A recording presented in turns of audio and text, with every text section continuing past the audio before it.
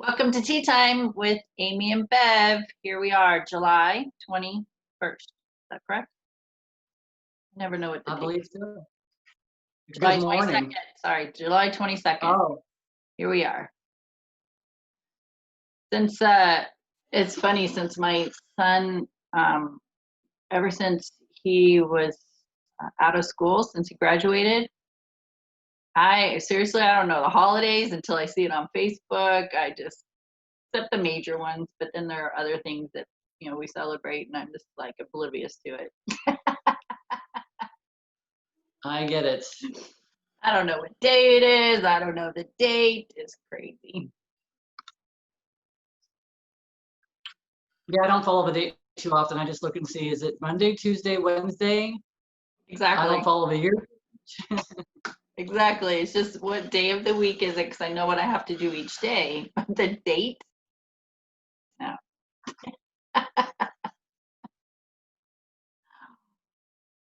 So good morning. Morning to you. How's can you hear my chair squeaking? My chair squeaks. Hope you can't. No, not really. Did you hear a puppy squeak? Okay, no. Okay, so we're solid. All right. I have to sit still. My chair squeaks. Didn't know that. Okay.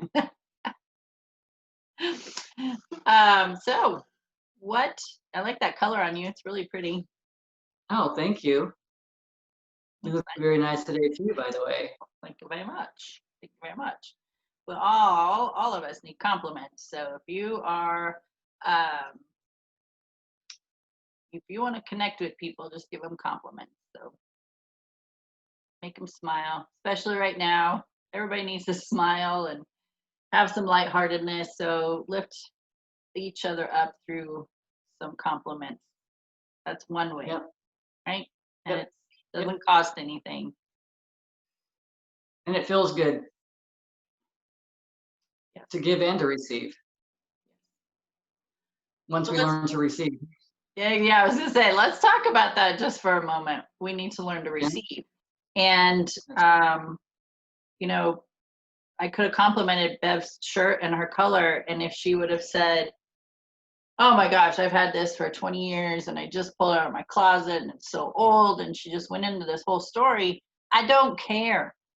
Right? She's negating my compliment of saying, look, you look nice. I like that color on you.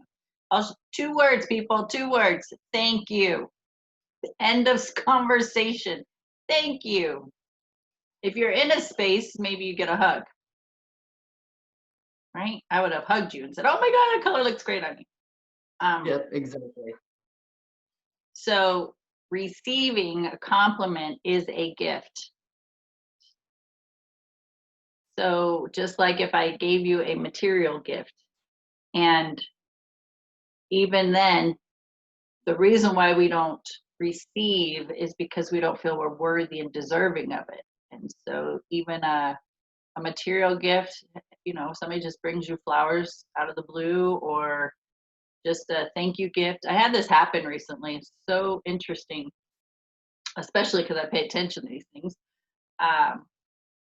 I'm in a women's organization, and this first year of being in there, I took on a pretty good load of responsibility, and I take responsibility for that. It was nobody else's fault. It's my fault. And I had 2 significant ladies in the club that were my right hand people for the different tasks.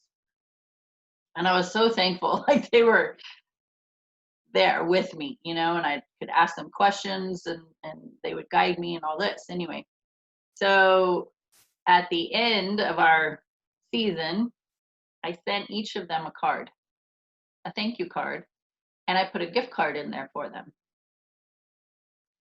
And the 2 different responses, one, I had seen like the following week after I sent it, and she just was so excited, and she just gave me a hug. She's like, oh my gosh, thank you so much for the card and the gift card. It was so wonderful, and so nice to receive. The other person, I got a text, and it said, it wasn't necessary because that's what we're supposed to be doing. Like, interesting. Very, Supposed to and showing up are two different things though, right? yeah, yeah. So it's So very, very interesting the different responses. One is she stands in her power. This lady's powerful and she just stands in it and she's amazing. And the other one, she's a powerful woman in showing up and doing tasks, but not in receiving for herself. And so when somebody gives you something or compliments you, just say thank you. And know that the person giving it, they do that because it feels good, right? I told yeah, Bev, Bev, that color looks great on you. And maybe she got up to, I don't know if this is true or not, but maybe she got up today and put this shirt on and thinking, I don't know if I like this color on me. Maybe I'll give it a try. And here I'm like, oh my gosh, that color looks great on you. So I'm, you know, confirmation. giving her confidence in wearing this color and lifting her spirits by giving her a compliment. So receiving, we ask, we receive. We ask, we receive. You don't ask and then push away. Well, some of us do. Yeah, It's a learning process. it And is a so learning. even during it is. So during this learning process for me, I still sometimes will struggle with receiving, but I'll still say a thank you. I've caught myself with, oh yeah, I just got that shirt or what, I've done the same thing. But it's like when you actually sit and receive it, you're feeling the energy of the other person giving you that. It's more than just words. If we're paying attention, it's like really, if we're just allowing that to happen or letting that energy just flow to us and accepting it, it's pretty freaking awesome. It's more amazing than just thank you, than just receiving the compliment, because there is so much more to it than that. If you are paying attention, if we're in the now. Yes. And when it is important to be in the now when you receive that gift, It is. because you could have just easily been like, oh, thanks, because you're too busy in your head, you're thinking about other things, you got other stuff to do, you got, maybe you're worrying about what we're going to talk about, and you just totally ignore. And I would be sitting here going, excuse me? Acknowledge me, damn it. You say thank you. Because then we're also giving back to that person that gave us the gift or gave us the appreciation or whatever. Yes, it felt good to me to give you that compliment. Yeah, if there's And a give and then take. for a receiving, it would feel good for you to receive that compliment. And if we think about the figure 8, is the infinity symbol. It's a giving and a receiving, right? If it's the flow, it's a giving and receiving. And if you think about that, we don't want to stop that flow. It would not serve us to do that. Yeah, it feels better to be in the flow. It's so interesting. I was driving to work yesterday and I'm staying out by Petro or whatever. But I'm on this dirt road and I'm driving and a bunch of cattle run across in front of me and I'm like, oh, there's nothing chasing them. What the hell, And then just a little bit further down the road, I actually see this badger come out from the side of the road, looked at me, made eye contact. I was like, what the hell is that? The hugest groundhog I've ever seen. And I saw its face. I'm like, it's not a groundhog, it's huge. So I immediately looked it up online real quick to see, yep, that was definitely a badger. And for Wow. me, I always take things as messages. So I go look it up and it's like talking about being grounded, talking about standing in my power, talking about no longer hiding in the shadows, stuff like that. For me, that's a lot of good information. And that's something, anyone can go look up this information. A bat flies into your face or, it's not that, oh God, the bat flew in my face. Go look and see what the message was, because it's fascinating to me because there's usually something that resonates that, yeah, I'm working on that, or I'm stepping into that, or I'm in the process, or whatever, or I need to, or I feel like that's where I want to go. So for me, it's like looking at a lot of that stuff too. And that's like our boost. People can say it's kind of crazy talk or frou-frou or whatever, but it's just, for me, it's being present and then getting more of the messages. What's coming through to me? Because there's always something, and sometimes we're not able to hear it from somebody else, but in situations like that we can feel or look at what resonates with us as we're reading it or following up on it. Just like numbers, just like all the rest of the stuff, really. Dates, everything. I'm glad you brought that up because this last weekend I was in Flagstaff and I saw little squirrels and I saw big ass squirrels. And then as I was leaving for the weekend or coming back, I was in a residential area and I was driving, and of course I was not in the present moment. I think I was messing with my phone or something. So, yeah, I was messing with my phone while I was driving. My Um, name is Amy. I'm just kidding. I know. But um, something, you have something just get your attention, and I looked over my left shoulder out my window, and there are four prairie dogs standing on the other side near the oncoming traffic, just standing. I was like, oh my gosh, had I been in the present, I would have seen him the whole time. And then I saw coyote, so I want to, but I want to look those up. So thank you for bringing that up. Yep. Oh, something big that's for me, and I've lived in Kingman my whole flipping life, really. I mean, I've lived here pretty much my whole life. And recently, I've seen a pair of roadrunners. I've never seen a mating pair of roadrunners. I've Really? always, yeah, where I'm staying at, they keep showing up. They're a pair that comes in. Last night, I'm sitting with the door open because we let the air flow through the house, and there's one of the roadrunners is standing at the door getting ready to come in the house. I'm like, oh no, buddy, there's three dogs that need to come in the house. That turned into a shit show, but yeah, no, super cool. Both of them, because I've never seen them together. I'm like, that's crazy to me. I didn't think they actually ever traveled in pairs, but I guess they're monogamous and they do travel in pairs. They stay together for Really? life. Yeah. Wow. Yeah, I've never seen two together ever. I grew up in the desert. I mean, it makes sense. Like, they gotta procreate, right? But I never have. So it's pretty fascinating. Interesting. That is cool. Very cool.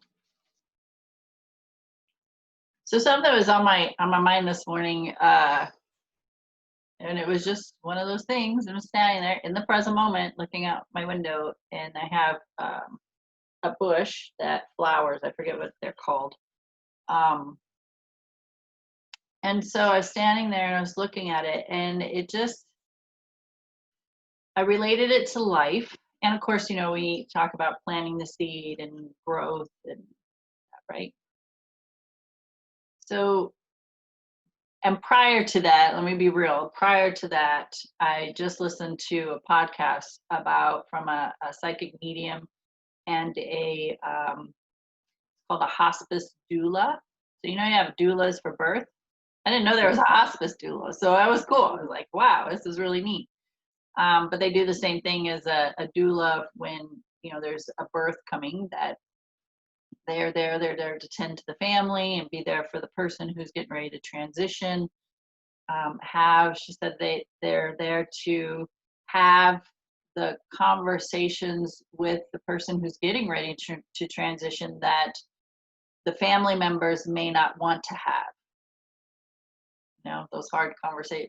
They're not hard conversations. They're just this conversation that's important for us to have. But because you're in that space of grieving already, and you don't want to see your friend or family transition, that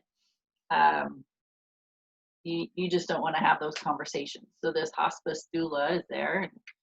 So anyway, it was really interesting to hear this conversation. So I was looking at this plant, and it's very tall. It's got these beautiful pink flowers on it.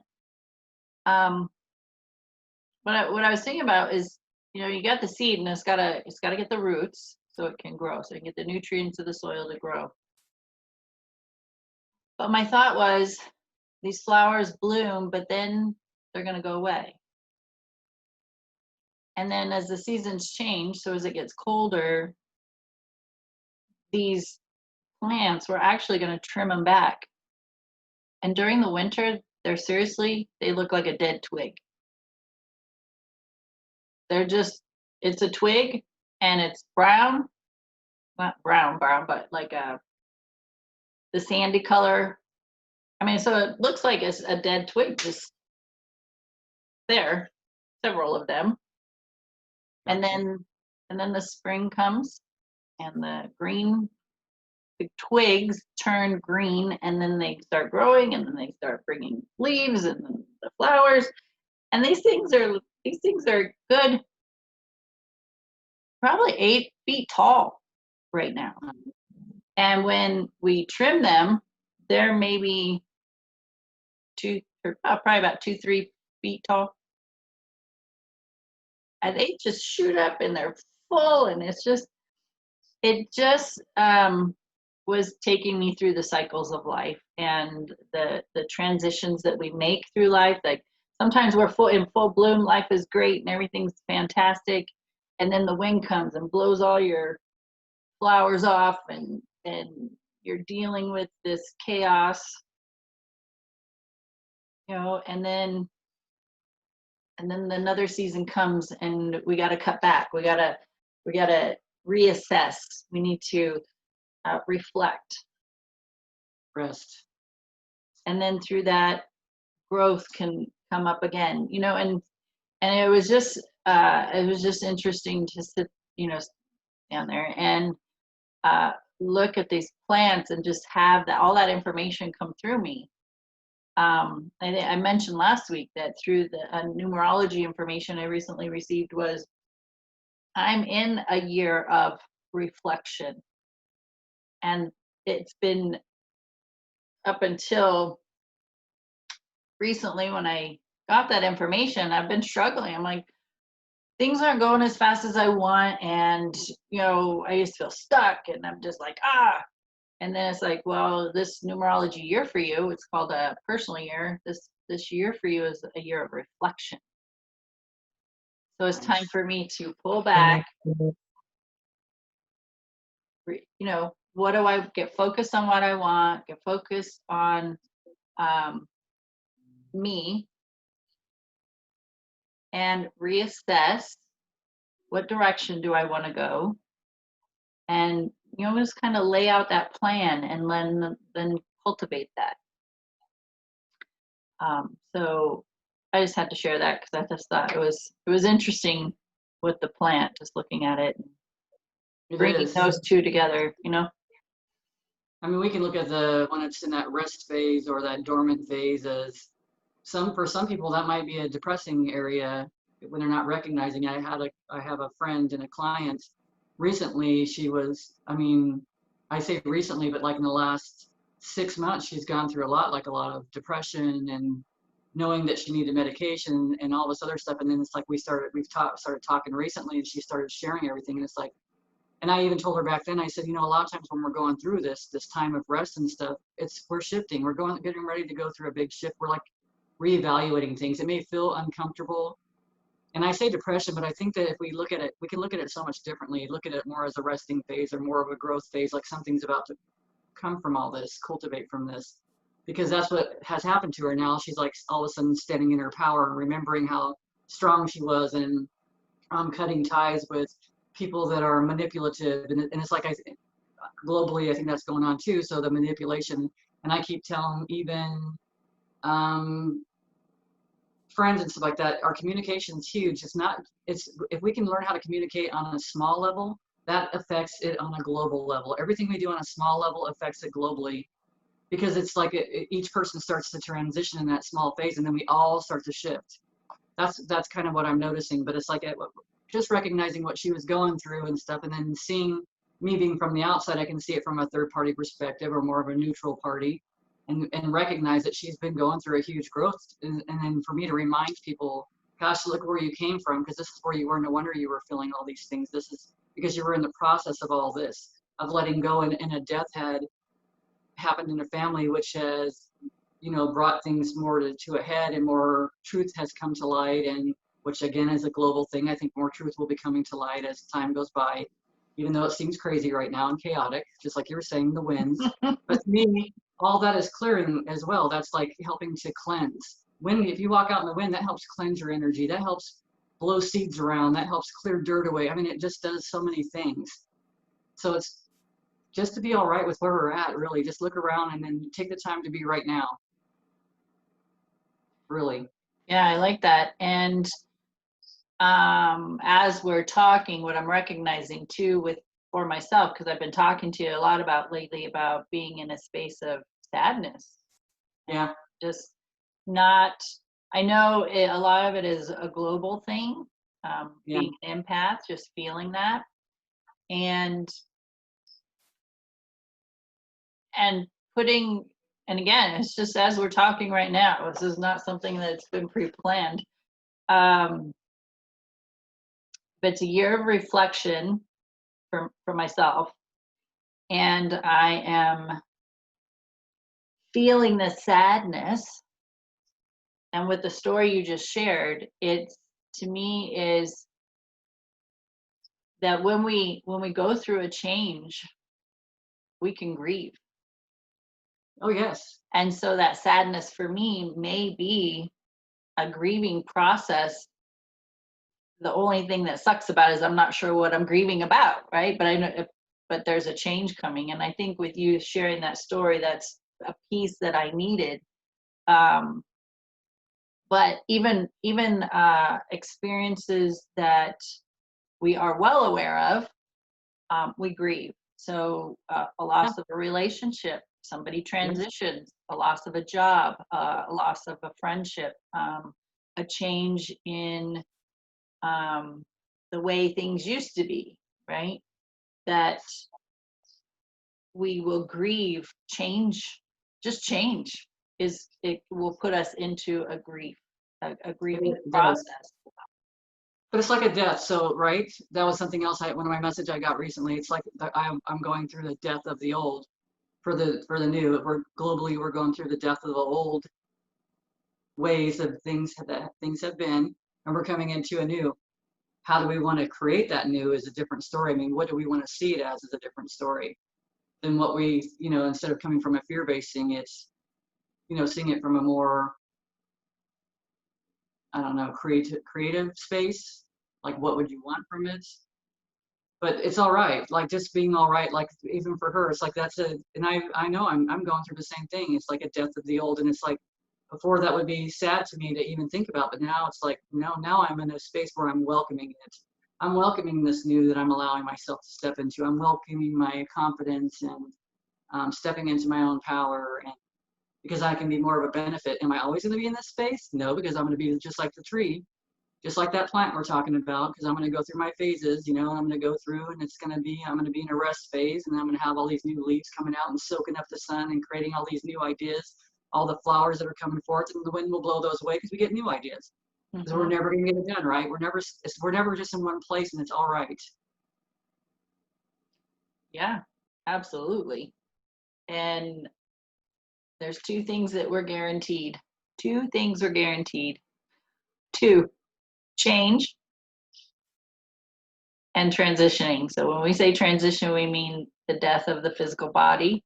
Yeah. And we say, or I'll speak for myself, I say transition because I don't feel like our spirit dies, just the physical body is done with this life, and our spirit moves on to into energy and into the next life when we're ready. Change, though, we grieve the change because we don't have any control over it. So we will go through that process of, there, I think when it comes to a change, there's going to be a process of emotions, just like grieving. There's an anger phase because you're you're angry that it happened, and some people are angry because they don't have control. And I think that's a big piece. Like when change comes, so if you're employed with somebody, you have an employer, and they say, "Oh, well, this is your last day. I can't keep you employed." There's no control. And people think, and trust me, I've been there myself for many years. We think we have control over things outside of us. We have control like, oh, I'm just so valuable in my job, they'll keep me forever, or this relationship is going to last forever. Um, but things happen, and shifts happen, and uh, growth happens, dormancy happens. And so anything outside of yourself, you do not have control over. The only thing we have control over is ourselves, and is the control of how are we going to respond to this.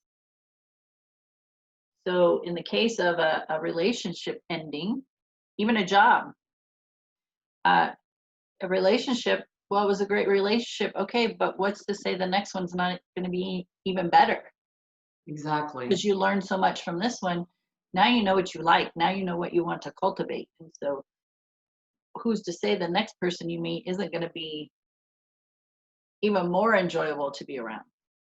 Exactly. I just heard a story about a job.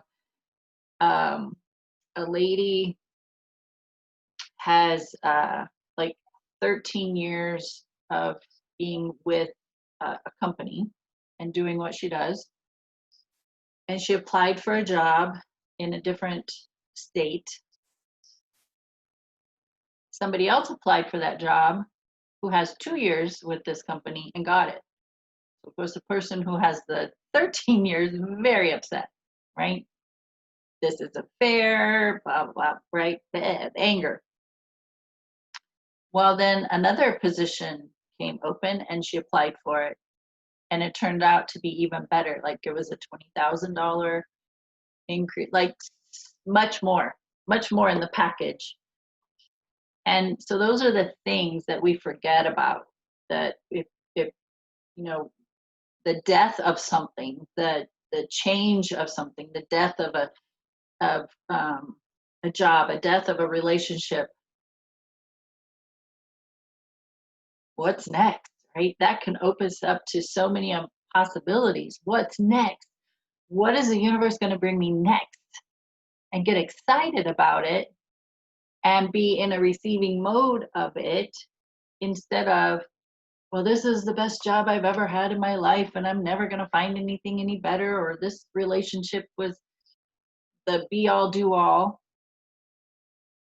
And really, none of that's true. Mm-mm. And you're cutting Everything yourself off. you're cutting yourself off from having even better, even better, even better. So then that comes back to, here we come back full circle, being feeling worthy and deserving of better It's true. and receiving it. Right? And then talking about the whole control thing too, like talking about the whole control, we have a choice. And those choices make us have those controls that we have. We have a choice how we're going to react to something. One of my clients, it's funny that you were saying about how, getting excited about things. She says every day she wakes up and she's like, okay, God, I'm excited to see what you're going to show me today. Like, what is it going to be? I'm so excited about this and getting so excited about it. And it doesn't have to be, okay, God, show me, but it's like I wake up in the morning, I'm like, okay, life's exciting. What are you going to show me today? So the thing is not to hold on to the fact that we're going through that change, right? To just allow it, just to let it go, and just, Abraham's always saying, get into the boat and drop the oars, or, just go with the flow, basically. Don't go upstream, just let it just go. And that's paying off hugely for myself lately. So just noticing and recognizing and doing those things, and appreciating, looking forward to the day instead of, oh my God. I'll look at my calendar like, oh my God, why did I schedule so many people on me today? What was I thinking? Oh God, please help me out. He always does, um, but like just little things like that, instead of like just enjoying each moment. It doesn't matter how many people I have on the schedule. I'm going to enjoy each person when they come in, and just let the day transpire the way it needs to go to, so that I'm enjoying it. That was my choice though. So I have a choice to either look at it like, oh my God, what have I done?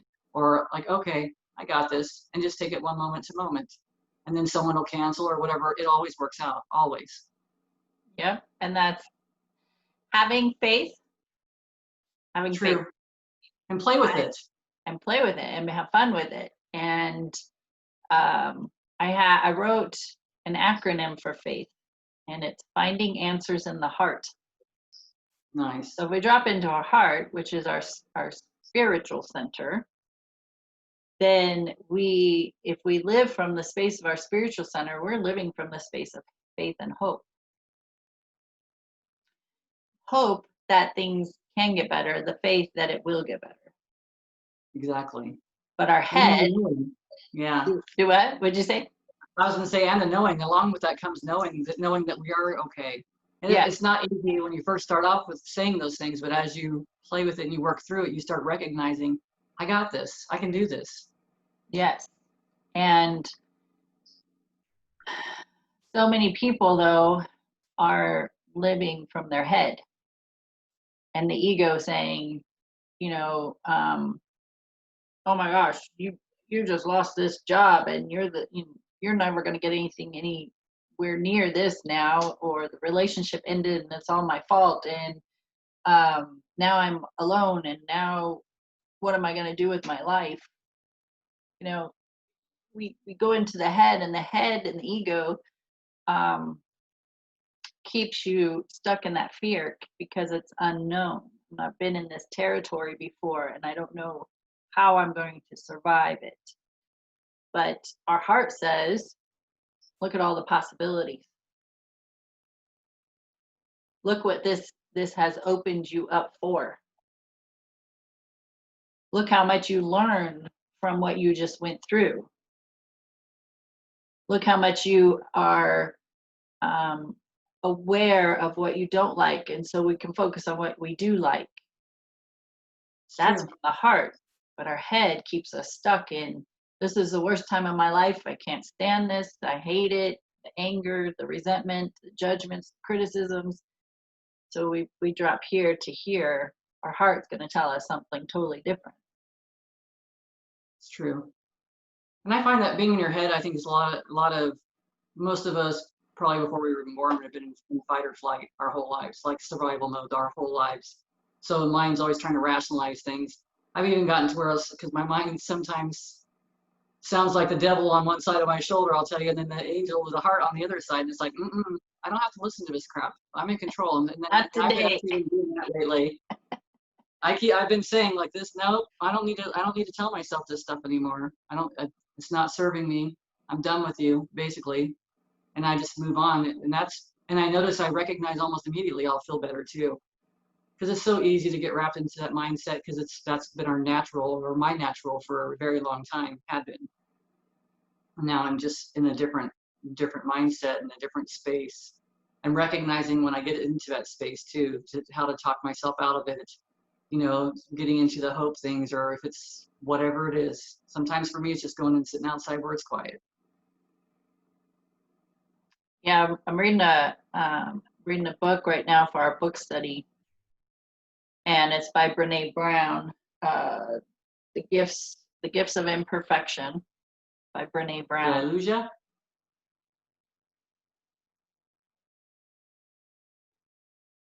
I'm here.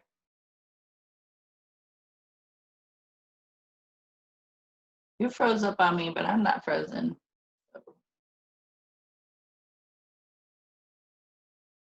All right. Well, I'll keep talking. The Gifts of Imperfection by Brene Brown. And she's talking about that one of the important components of life is having a spiritual connection, some kind of spiritual practice. And that because that does give us that hope of something greater than ourselves, hope that things will get better, hope that it can get easier. And so it's a pretty good book, The Gifts of Imperfection by Brene Brown. Good book. Nice, nice. I had So lost you for a second there, so I don't know if I froze up.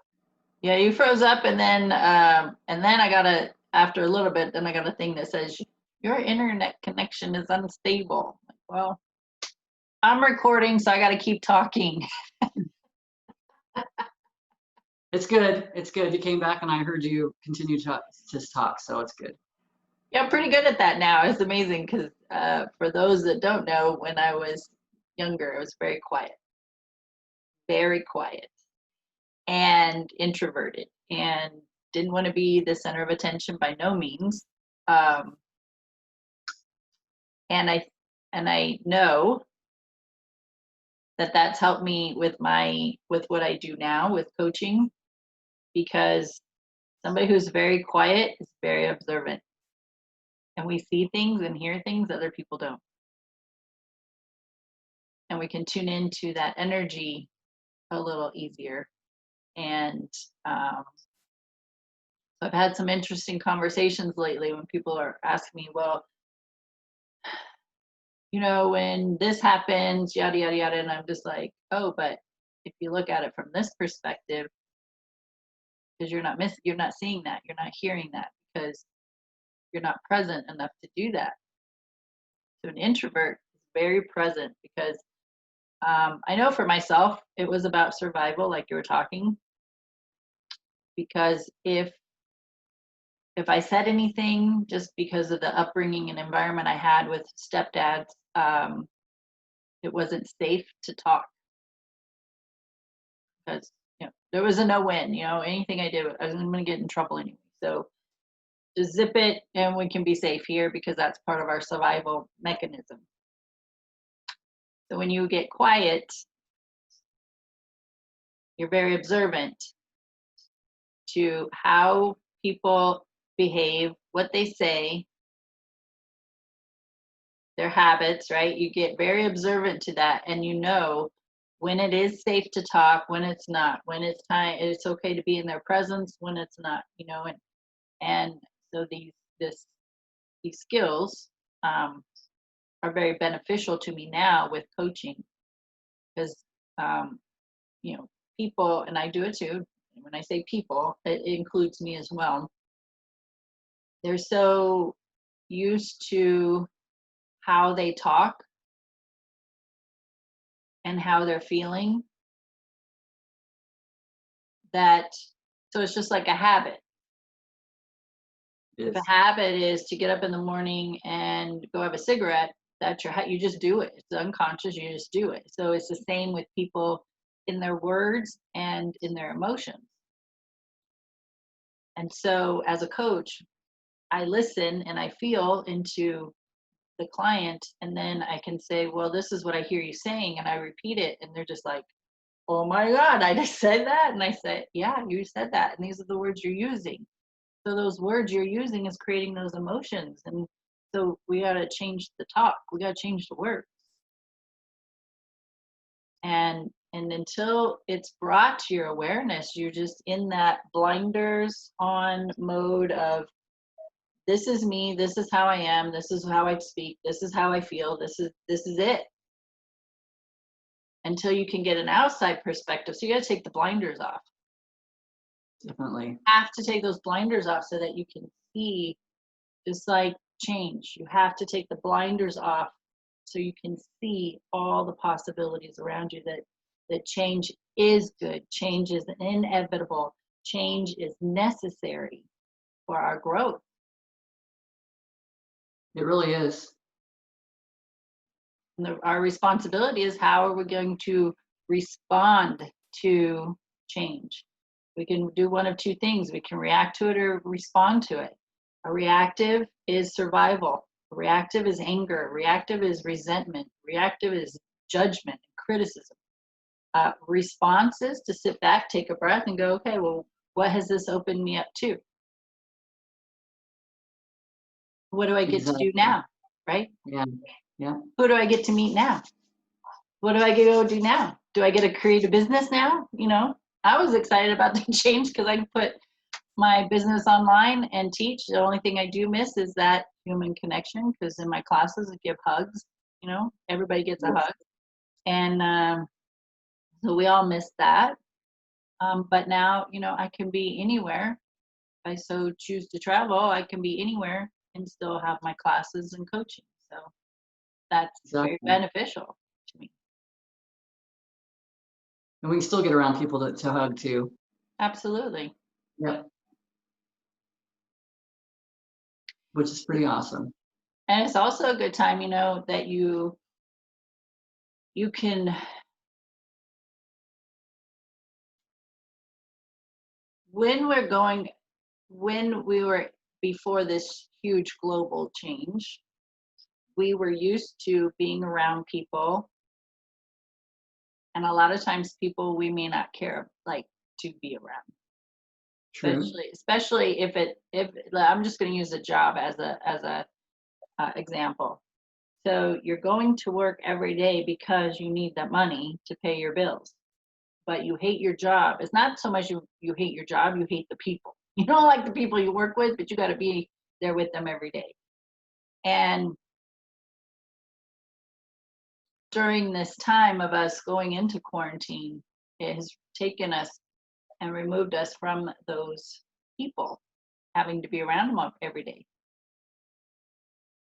But instead of looking at it as, oh, whew, what a breath of fresh air, I don't have to go to this office and be around these people every day, I get to work from home, or even if you don't have the job, um, that, you asked for that. So that's what you got. You don't like being there, you didn't like being there, you didn't like being there, you hated it, you didn't want to get up and go to work every day. And now you have a space of, you don't have to be in that energy anymore of these people, and you don't have to have those conversations anymore. And it put you in a space to recognize, I didn't like being around these people, and these people are what made me have a headache every day, or all that stress. Now I'm in a space in my own home where I can relax and take breath and be me. So then when the world opens back up, whenever that might be, and I step back out, I'm going to know what type of people I don't want to be around. True. I would be a little more focused and diligent about the people, about healthy relationships, a healthy work environment. And I find very interesting. I don't know if this is majority of millennials, but I think it is. My son's a millennial. And I find it interesting that he has no qualms, like no remorse. If he does not like a job, if he doesn't like the job or he doesn't like the people he's working with, he's out. End of story. No, no, nothing, That's huge. Yeah, And that's a big lesson to all of us that have held on to jobs that we didn't need to hold exactly, on to. Yeah. exactly, because of the way we were raised. We were raised to get that job and stay in it for the rest of your life, no matter Yep. how horrible it was. You had to stay there. You had to be committed and all that. And he would just be like, when when he started working at 16, he'd come home. I got a job, Mom. I'm like, okay, great. And he'd tell me about it, and then a couple weeks later, he's like, Mom, I don't like this person, yada yada yada, or whatever. And it's like, I'm gonna go find something else. And of course, the first few times he did that, I was like, oh, what? Boy, what do you mean you got to stick? But that was my belief. And then it's been really interesting watching him grow through and everything he's done has worked him up to where he is now, which is, Exactly. he's in real estate. But um,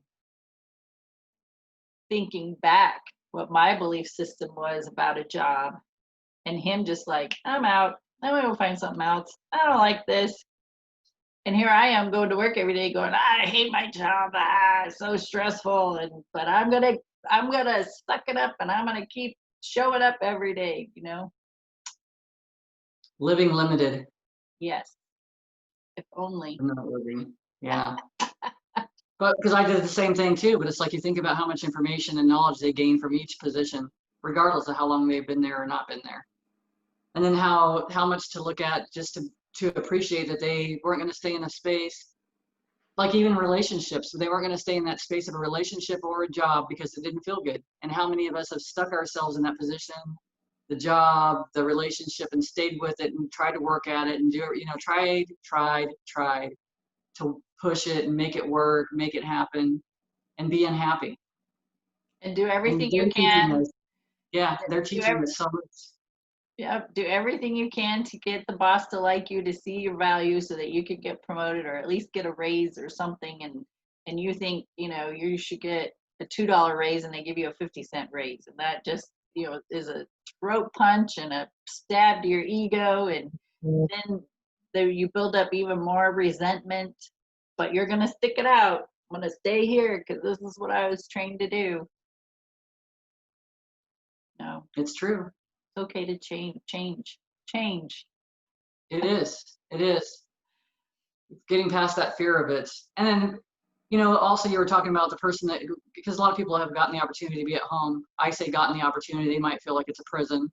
But again, we have to, it's all about appreciation. If we can't appreciate the little things, and we're not going to appreciate those other things, we're not going to appreciate the job. If they're, I mean, so what I'm saying is that that person now has the opportunity to be home and they have the opportunity to be away from those people at work that maybe have been creating some more turmoil in their lives than they would like, or or drawing their attention, I guess, to something they don't like. It's not going to get better once they get home until they can start finding ways to appreciate those things. And that's a practice too, because it took me, I say that because I was that person. Even if I had the opportunity, I would have found the negative out of it. Well, yeah, but now I'm not making the money, or now I'm stuck at home with my kids, or now, you know, now from where I'm at now, I'd be like, but I get to be at home. I get to be with my kids. I get to whatever. I don't even watch TV anymore. I mean, I haven't watched TV for months. I might watch a movie occasionally, but I haven't watched TV for probably at least 3 months, 3 or 4 months. It's crazy. Nice. Yeah, but because I'm not being influenced by a lot of their thoughts and beliefs and stuff, or the commercials or any of the stuff, I just get to be, I just enjoy, I go out, my movie is sitting out and watching the stars at night. That's what I like to do. That's my, no commercials, except for the occasional airplane that might drive by. But I mean, just being in a place of appreciation, and before I would not have appreciated that space.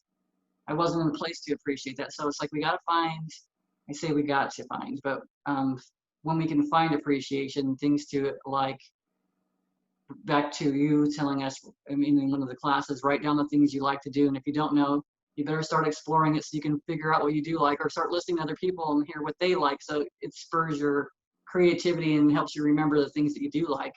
Because we get so caught in this survival mode too often. And And that's just not living. You're not enjoying life at all. and it's important though, like you said, to appreciate the little things. I mean, I appreciate every day I have clothes, you know, and a pillow Yes. and a blanket and a bed, you know. Appreciate those things, because when that job or that relationship shows up that's amazing, it's more of a, again, like a survival mode. I'm going to put my walls up until everybody proves that this job is okay for me and I'm going to be safe here, instead of walking in open and say, oh my gosh, I got this job and this is so cool. And even if it doesn't turn out to be that great, guess what? You go get another one, right? You'll That's find right. another one. That's right. It started out good, enjoy the parts that were good, and then move on. I tell people too, because it helps us in relationships. Okay, so one of the recent comments was, I feel like I've wasted so much time. I said, but that's just a perspective. Did you waste a lot of time, or did you learn stuff? I said, because if you left that relationship not resolving some of these things, or finding within yourself why these things were affecting you or triggering you, then I said, you're going to leave that relationship and bring the same thing. So if I'm sitting at my job and I'm hating the person that's in front of me because he's being such an asshole, what's going to happen? I'm going to get out in my car and drive down the street, and I'm going to see another asshole, because that like attracts like, because I keep bringing to me whether I want it or don't want it. But if I'm thinking about it, that's what I'm bringing. So it's really, really looking at, okay, and I tell them just the same as we've talked about. Look at all the things that were positive that you gained out of that relationship.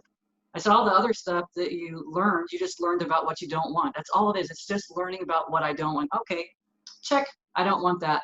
But look at all the stuff that you gained. So in a relationship, if I'm in a positive place and I'm appreciating all the things that were in my last relationship, I brought that forward in my new relationship. I have all those things, but then I have more. I have the connection and the commitment, or the things that I felt that I was lacking, because that was something that I recognized that I didn't have. Didn't like that I didn't have it, but now all of a sudden here it is right in my face. All those things that I wanted. Is this my end all? Who knows? Because right now it's still creating for another relationship. There's still going to be things, or I'm learning more about communication. I'm learning more about myself. That's really what it's all about. You go into these jobs and thinking about your son. It's like he's going into his jobs, and it doesn't matter about what they think or how they feel. It matters that he's learning more about himself. He's learning more about what he wants us to. Because if we don't have experiences, then we don't know. We just don't have a clue. If we're sitting at home all the time, that's depressing, and we're not doing anything. We're not putting ourselves out with people or in circumstances to redefine what we want. So it's pretty awesome. So we have a choice with our life. So let's just say the hermit, for example. The hermit stays to themselves, stays in their home, doesn't communicate with others, right? Just to themselves. Yep. But in that time, let's just say in that time, so why just staying a hermit like that, the where would the growth be? And for sure in any experience there's growth. Always. And it may not sink in this life, but maybe the next. Like this life, we're a Sure. hermit. We didn't want to socialize with anybody. We didn't want to go out in public. We just nothing, right? But in the next life, you're a huge social butterfly, and just so that there's your growth, your spiritual growth. But let's say in that time of being a hermit, you're not talking to anybody or doing anything, but you're studying. So you're reading books, you're maybe taking online courses or whatever. You have all this knowledge that you're building up in you. What good is that knowledge if you're not sharing it with somebody? Exactly. And so it's the same thing with personal growth as far as life experiences. We have life experiences and it's a cycle. So we're going to come back to the cycle, the seasons. We're going to go through something. It is probably inevitable that every person on this planet is going to experience some sort of trauma. Trauma can have different levels of intensity. So however you perceive it. Sure. And so we're going to go through this cycle of an experience, trauma or chaos, whatever you want to call it, drama, and we're going to move through it. Now, how we perceive it when we get through it is on us. Do we stay in the anger of it? So let's stay in the negative emotions of it and hang on to that for the rest of our days till we die, transition.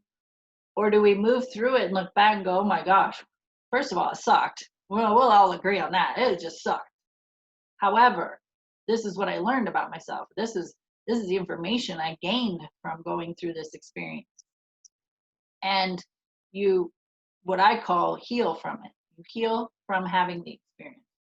And so you're going about your life, and then somebody comes into your experience who has had a similar traumatic experience as you have, but instead of sitting there and just me about it, compounding the problem, just talking about the problem, you go, oh my gosh, I had a similar experience, and these are the tools that I used, or these are the people I talked to, or these are the books I read, or this is the counselor I went and saw, or this is the coach I used, and you guide them.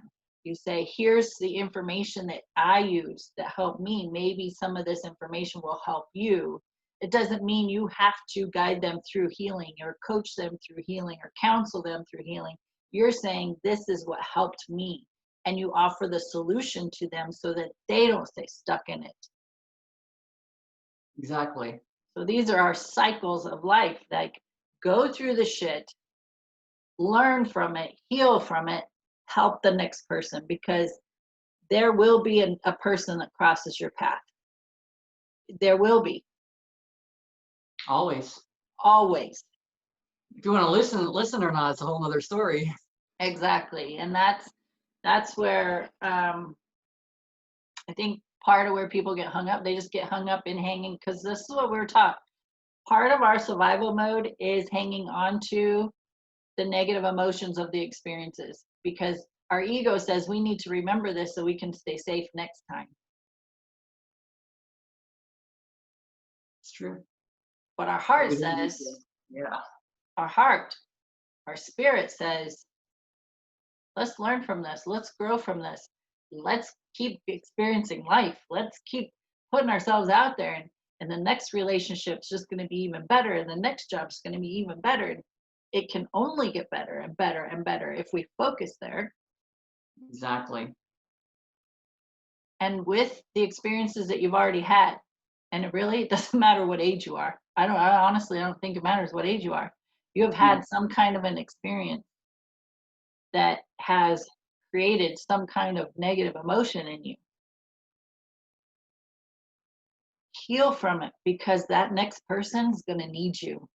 They're going to need the information you have. They're going to need the knowledge you have for them to heal.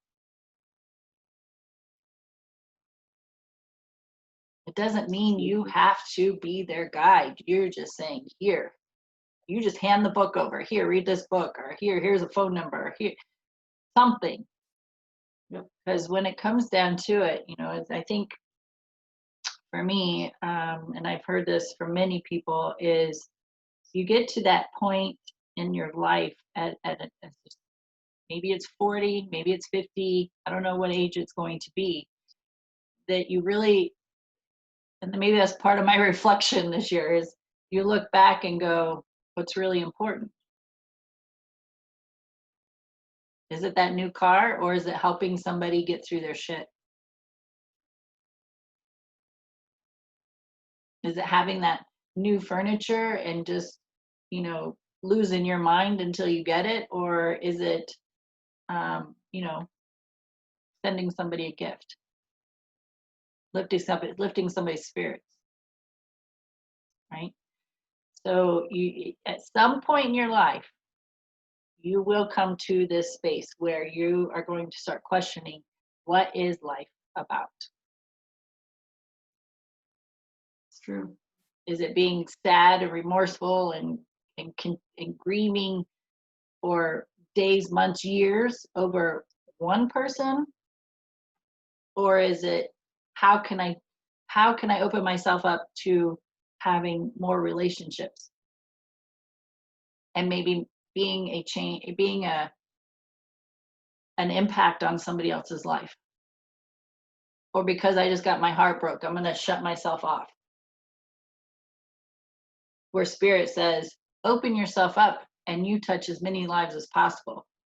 Because Exactly. this time on earth, for majority of the population, is not easy, by no means. It's hard. It's hard, right? This is like getting your PhD. It is tough work. But it's also about our perspective on what are we going to do with the information that we have received about every relationship, about every job, about every vehicle you've owned, about every home you've owned, every person you've met. What are you going to do with that information? You utilize it so that you can be and do better. So you can be and do better for yourself and others. So you can help others. So you can impact others. There was a lady, this as an example, there's a lady over the weekend. She was talking about vehicles and travel trailers. And her son and daughter-in-law were thinking about getting a truck and trailer so they could go travel. And she said, this is what she said. She goes, I told him, don't ask me about a vehicle to pull a trailer. Don't ask me that. She goes, but if you want to know about trailers, if you want to know about travel trailers, I'll tell you everything to look for. I'm like, dang, I need to keep her number. So when I decide to do that, I'm gonna call her and say, hey, what do I need to look for, right? Yeah. Even things like that are significant. People have knowledge, and if you utilize the knowledge, ask for help, life could be so much easier for you instead of staying in the trenches in the mud with the blinders on. It's true. Interesting. So much more. Yeah. Life is interesting, is it not? It is totally interesting. Just keeping in that learning mode. Learning Always. and growing. Learning and growing. Yep. Yeah, we thought when we graduated high school or college that was going to be it. This will be forever. It's a playground. I look at it as my playground. The jungle gyms. Yep. It's true. Awesome. Well, we're at the top of our hour, my dear. Always goes by so fast. It does. It's And it's fun. always so good. I know I get a lot of information from it for myself, so yes, I agree. Well, even so, earlier, I was totally doing that whole processing out loud right now, real time, because you shared a story. I was like, oh, interesting. That's exactly the way I'm feeling. This is what I'm going through. So making connections like that. And so we do these recordings so that we can share this type of information and knowledge, and that we hope that the audience gets something out of it and some kind of guidance and help. And so that's what lightens us up, brightens our day, shines our heart center to just uh, have an impact on other people's lives. And if anything, Bev and I are learning from each other. So just thank you for being with Absolutely. us. Thank you. Have a great day. You too. Good to see you. Nice seeing you too. Bye. Bye.